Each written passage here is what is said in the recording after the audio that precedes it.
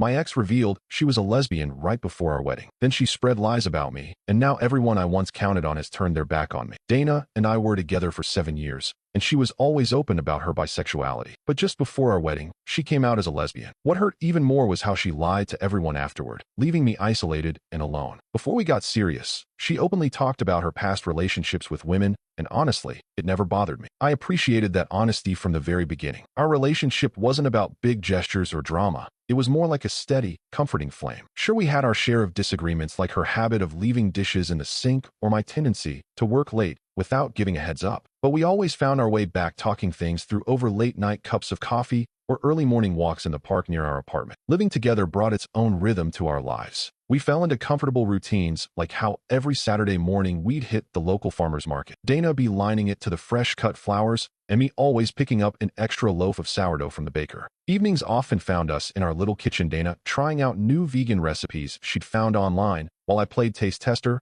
or both of us curled up on the couch binging on our latest Netflix obsession or deep diving into playlists of newly discovered bands. Our relationship might not have been the stuff of grand romances, but it was real. It was the small moments, the quiet understanding, the shared smiles over inside jokes that nobody else got. It was in these moments that I saw a future with her, a lifetime of these small, perfect snapshots. And after 7 years, it felt right to take the next step, to ask her to marry me, to officially build a life together. This wasn't just a spur-of-the-moment decision. It was one built on countless little moments that told me we were right for each other. After 7 years together, everything just seemed to line up perfectly. We were solid emotionally and financially. We built a life together in our cozy 2-bedroom apartment, surrounded by plants Dana loved to care for, and framed photos capturing our best moments. It felt like everything we did naturally synced, whether it was saving up for a dream vacation or just planning our weekly meals. We were a team, and I never doubted we were on the same track. So deciding to propose felt like the most natural next step. I wanted everything to be perfect, to reflect the thoughtfulness and depth of our relationship. It took weeks of planning, selecting the right ring, a simple yet elegant band that I knew would suit her understated style, choosing the perfect day, and orchestrating a scenario that was intimate and personal. I chose the little art gallery where we had our first date under the guise of a new exhibit I knew she wouldn't want to miss.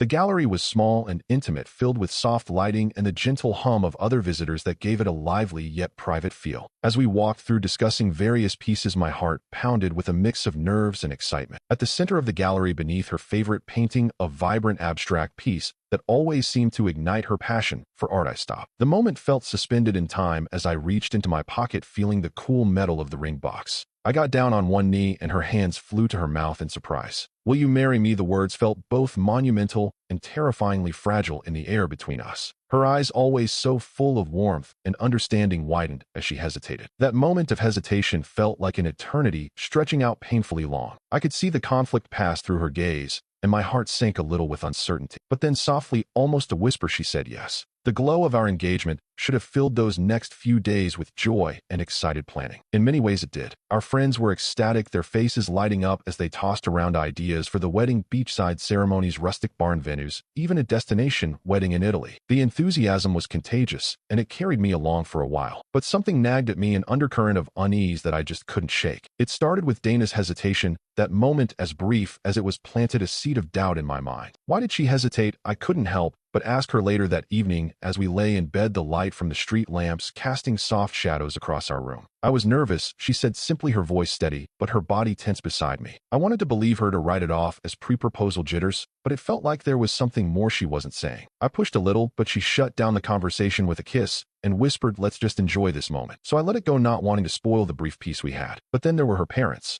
We visited them the next day to share our news. I expected joy, or at least a warm embrace of congratulations. Instead, I was met with strange smiles and hesitant congratulations. Her father's pat on my back was a bit too forceful, and her mother's eyes darted away too quickly when our gaze met. They were acting, putting on a show of happiness, but their eyes didn't match their expressions. This was not the reaction I expected from the people who should have been overjoyed for their daughter. Their odd behavior only added layers to my unease. Why would they fake their happiness? What was making them hold back? The questions multiplied, swirling in my mind. I tried talking to Dana about it, pointing out how off her parents seemed. "They're just surprised, that's all. They'll come around," she said, brushing it off too quickly too easily. Our friend's reaction stood in stark contrast. They were genuinely thrilled, already diving into planning and celebrations. Their genuine excitement was a relief, but it also made the falseness of her parents' reactions even more stark and troubling. It felt like I was living in two realities, one where our engagement was the best news ever and another shadowed by hidden truths and half-hearted congratulations. The mixture of reactions left me feeling off balance. I was caught between the joy of our friends and the unsettling response from her parents. It should have been one of the happiest times of our lives, but instead I found myself looking for clues for any sign of what was really going on beneath the surface. But then that day came, a day that seemed no different from any other. I walked through our front door after a long day at work, only instead of finding Dana in the kitchen or curled up on the sofa with a book, as I would on any other day, she was standing by the door, her posture tense, a suitcase at her feet. My heart sank at the sight. "What's going on, Dana?" I asked, my voice steady despite the dread beginning to curl inside me. Dana looked at me, her eyes not holding the warmth I was used to, but a somber resolve instead. "Listen, I know this is going to be hard for you," she started, her voice trembling slightly, "but I'm not bisexual, I'm lesbian." The words hung in the air between us, heavy and cold. My parents knew this for 2 years, and this is why they weren't happy and were faking it. "Please, I beg you, do not make this difficult. Just let me leave. Don't cry, don't beg, and don't scream, Leighton. Just let things go like adults," she continued, her voice growing firmer with each word. I stood there frozen as she picked up her bag and walked past me, not once looking back. The front door closed with a click that echoed through the empty apartment. The silence was suffocating. I didn't move, didn't call out to her, I couldn't. The shock pinned me in place, my mind racing yet blank, unable to process the sudden void Dana left in her wake. For what felt like an eternity, I stood there grappling with a torrent of emotions: betrayal, confusion, heartache. Each one hit me harder than the last. How could the person I loved, the person I was about to marry, keep something like this from me? How could she leave so suddenly, so coldly, as if our years together meant nothing? Dana, the woman I thought I knew, the woman I planned a life with, had vanished, leaving behind a stranger with her face. The realization was brutal, a sharp pain that felt both numbing and searing at the same time. As the minutes ticked by, the initial shock slowly morphed into a profound sense of loss. The future we had envisioned together, our shared dreams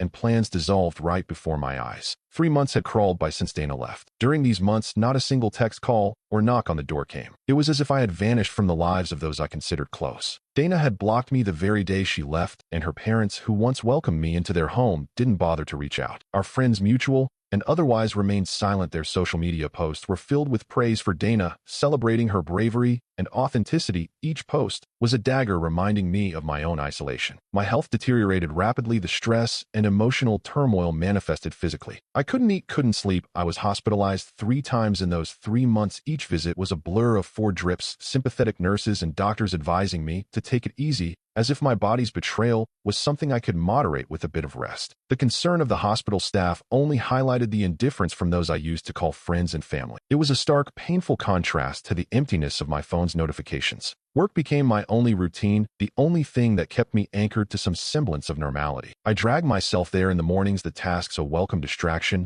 but leaving only to return to an empty home where the quiet was suffocating. Meanwhile, Dana's journey was public, her narrative one of overcoming and authenticity. I couldn't escape it. Every time I logged online, there it was, the story of how she had finally found herself. The world praised her, admired her courage, while I became a ghost in my own life, unseen and unmissed. It wasn't just the breakup that hurt, it was the total abandonment, the eraser of my existence from the lives of those I loved. Right now, the anger seems too heavy to carry, too dense to ignite. I'm just floored by the disbelief, how swiftly my world turned upside down, and how everyone I thought I could lean on simply vanished. I wander through our my apartment. Now it's all a painful reminder of what was and what can never be again. And it's not just the breakup, it's the total silence from everyone else, not a single call or message asking if I'm okay. It's as if I cease to exist, as if my pain is less valid, less important. It's all about her, her courage, her journey, her authenticity. You know what plucked them all? They showed their true colors, all right there, all in all of her, while I'm shattered here, ignored like I meant nothing, and pluck my ex for painting this picture, for leaving me stranded in the wake of her self-discovery without a second thought. I've tried to wrap my head around it, tried to find some sliver of understanding or closure, but there's none, just this raw, gnawing emptiness where trust and love used to live. I trusted her with my heart, my future, and our friends. I thought they were our friends, but turns out I was just a +1, easily uninvited when the narrative didn't need me anymore. So yeah, I'm beyond angry. I'm just lost, stripped of my role in my own life story, wondering if I ever really mattered at all. It's a hard pill to swallow, realizing that you might have always been the expendable one. But maybe this is the wake-up call I needed, a brutal shove out of naivety. From here on out, it's about finding my footing again, figuring out who I am when I'm not part of us, but But as for them, they can keep their shallow concerns and their superficial celebrations. I'm done. Update. So here we go again, like in GTA San Andreas. But this time is more painful and shocking at the same time, cause today and yesterday night a lot happened. Like some of you folks said, somehow one of my ex-friends saw my post on TikTok and the absolute mess started and is still going on right now. It was late in the evening, just another night of me trying to distract myself with old movies and leftover takeout, when my phone buzzed. The screen lit up with a name I hadn't seen in months. Paul. Seeing his name made my stomach twist. After everything, what could he possibly want? I answered hesitantly, Paul. Hey. He started, his voice awkward, unsure. I saw your post, the one where you mentioned Dana. And man, I didn't know we didn't know. I tensed, bracing myself for what was coming. It felt like stepping back into a storm I thought had passed. Know what I managed, though I wasn't sure I wanted to hear the answer. Paul sighed heavily on the other end. Dana told us all a different story. He admitted, she said, when she came out to you, you lost it, tried to hurt her, and then threatened her if she left. She made us promise not to reach out, told us you were dangerous. My breath caught in my throat. The accusations were like a punch to the gut. How could she say those things about me? My confusion and hurt must have been palpable, because Paul quickly added, but man, after reading your post, we pressed her on it. She broke down and admitted that she lied about everything. She was scared, she said, scared of losing us as friends if we knew the truth. The room felt suddenly colder, the shadows deeper. I slumped back against the sofa, the weight of months of isolation and betrayal hitting me all at once. So you all believed her, just like that? My voice was barely a whisper, a mix of disbelief and sorrow weaving through the words. Yeah, and I can't tell you how sorry I am. We should have reached out to you, should have asked your side of things. We screwed up big time. The silence that followed was heavy, filled with the weight of lost time and broken trust. The news that Dana had lied about such serious accusations was both a vindication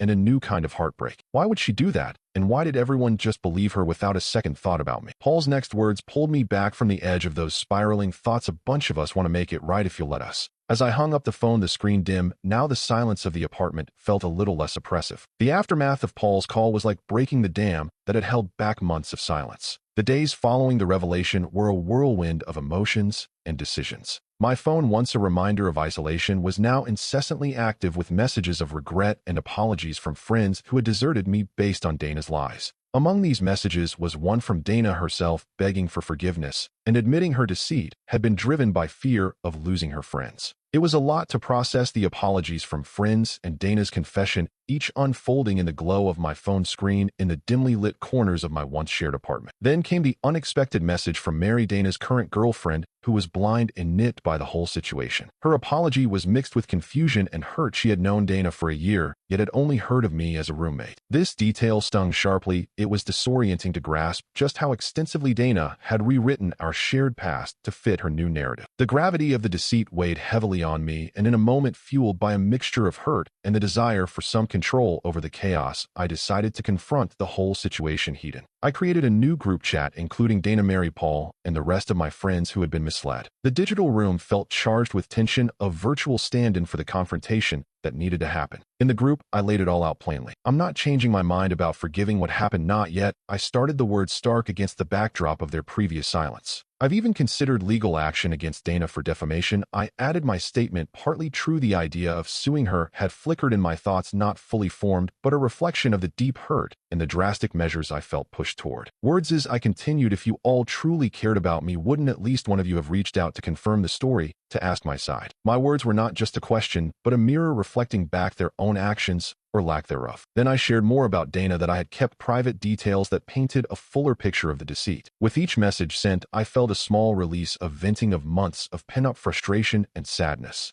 After ensuring my piece was heard, I blocked them all. It was a drastic step, but necessary for me to start healing, to cut out the voices that had so easily believed the worst in me. The last few weeks have felt like being stuck in a relentless storm. No matter how many numbers I block, new texts and calls flood in. Friends, or who I thought were friends, are now strangers reaching out through different numbers, their words swinging between apologies and accusations, and even involving people I don't know to pass their messages. It's relentless and exhausting. Every buzz of my phone spikes my anxiety, turning what was once a simple ringtone into a trigger. It's unreal, the extent of this chaos. I keep telling myself this has to be some twisted nightmare, that no one actually lives through this kind of drama. But every new message, every unknown caller ID flashing on my phone screen drags me back to the harsh reality that this is indeed my life now. It's all true, and there's no waking up from it. Today I saw a therapist. I sat in a quiet, softly lit room that felt a million miles away from the turmoil of my life. It was supposed to be just about dealing with Dana's betrayal and the fallout with my friends, but it turned into so much more. Once I started talking, old wounds opened up, wounds I hadn't even admitted were there. The deaths of my parents and my sister, events that I had boxed up and stored deep within, surfaced with overwhelming force. I cried not just a few tears, but deep heaving sobs that shook my whole body. I cried for everything that's happened, for everything I lost, and for the first time in a long while I didn't feel alone with my pain. The therapist listened, her presence calm and accepting, a stark contrast to the judgment, betrayal I'd become accustomed to. Leaving her office, I felt drained, but strangely lighter. It's clear to me now that this is just the beginning of a long journey, a journey to heal not just from the recent betrayals, but also from the grief I've carried for years, buried under layers of daily survival and distraction. I forgot to write this little part, but the quick resume is that I never had a good relationship with Dana's parents, so we never went along well, because they always said that I wasn't the right guy for their daughter. So I never cared about them, but this time they asked me to think wisely and to not sue Dana because she was afraid, and they even justified her actions, that's all. And in fact, I wasn't surprised about their reaction to the news of marrying her. A month has passed since my first post, and here I'm again. I know that I promised to be here again when things would be better, and I hoped for that very much. But unfortunately, my life isn't better at all, and things are always going worse than I expect. I'm going to talk like I talk with my therapist, because a little bit you all are like my therapist, lol. Every session with the therapist peels back layers I didn't even know were there. I started therapy hoping, maybe naively, that just a few sessions would help me heal and find a way through the emotional wreckage Dana left behind. But it's proving to be much more complicated and exhausting than I ever expected. Each week, I sit in the same soft chair, in a quiet room broken only by the gentle ticking of the clock and the distant sounds of the city drifting through the window. These sessions are my safe space, yet they challenge me deeply. As I talk through my days and recount the events that have unfolded, I realize how much I've bottled up, not just recently, but over years, decades even. I've started to cry a lot. It's not just a tear or two, but a profound, shaking type of crying that comes from a place deep inside. I cry for my parents who I lost too soon, and my little sister whose laughter I can still hear if I let the silence linger long enough. I cry for what happened with Dana, how her deception cut so deep, and for my friends who turned their backs when I needed them the most, treating me like an afterthought, not the person they had known for years. The thing therapist listens, her notes, quiet, her nods, encouraging, but the work is mine to do. Each session, each revelation, it feels like I'm trying to climb out of a deep well, the walls damp and mossy, my hands slipping every time I think I found a new hold. It's frustrating, and sometimes I leave feeling worse than when I entered. But there's also a glimmer of hope and understanding that this is a process, and it's supposed to be hard. You're unpacking a lot of buried emotions, she tells me, her voice always steady. It's okay to feel overwhelmed. Healing isn't linear. These words have become a mantra for me on the hardest days. I know I'm not an expert at any of this. I can't neatly dissect my feelings or predict how long it will take to feel whole again. It's a journey without a clear map, filled with unexpected turns and setbacks. But I'm learning about grief, about betrayal, about the strength it takes to rebuild trust, not just in others, but in myself. This isn't the quick fix I hoped for. It's slower, messier, more painful, yet I cling to the moments of clarity, the small victories, when I can talk about my sister without a breakdown, or when I can reflect on Dana's actions without feeling that deep, dark anger. After losing my parents and then my little sister, the world seemed to shrink down to a pinpoint of grief that was almost unbearable. When Dana came into my life, it was like a breath of fresh air sweeping through a long sealed room. She became my focus, my future, someone to build a new kind of family with a chance to start over and create a life filled with the happiness and stability I had lost so suddenly. I poured everything into our relationship. Every dinner cooked, every date night planned, every small surprise was a brick in the foundation of the new life I envisioned for us. I wanted her to feel loved, not just ordinarily loved, but deeply cherished. I made sure to listen to her dreams, support her ambitions, and be there whenever she needed someone to lean on. Dana wasn't just my partner, she was my confidant, the one person who really knew every facet of me, my vulnerabilities, my deepest fears, and my hopes. In my heart, Dana filled a space that had been followed out by loss. She was my soft spot, the person whose happiness became synonymous with my own. Over the years, this bond only deepened, rooted in countless shared moments and private jokes, the kind that weave two lives inseparably together. But what perhaps wasn't clear in everything I've shared before is the depth of my commitment to her. Every plan for the future, every dream about what lay ahead included her. When I thought about where I wanted to be in 5, 10, or 20 years, it was always with Dana by my side. She wasn't just part of my life, she was central to every part of my vision for the future. This is why the betrayal cut so deeply, why it felt not just like a personal loss, but like losing a part of myself. When she left, it wasn't just a partner walking out the door. It was as if she took away the very essence of the family I had tried to rebuild. The promise of a new life, a new beginning that had once seemed so bright and certain, crumbled into uncertainty and disillusionment. Now, left in the wake of her departure, I grapple not only with the pain of her betrayal, but with the reality of being alone again, confronted with the echoes of past losses. It's a strange, hollow feeling to realize that the person you trusted with your deepest self, the person you believed would never hurt you, was the one who left the deepest cut. The journey to heal from this isn't just about moving past a broken relationship. It's about reconstructing my sense of trust and understanding what family and love mean to me now. Coming back from the army was like stepping into a different world. After years of structured days where the stakes were life and death, the transition to civilian life felt disorienting, quiet, and mundane. I was carrying more than just my duffel bag home. I had memories and traumas tucked away, the kind that don't just fade with time or can be left at the doorstep. It was during this turbulent phase of readjustment that I met Dana.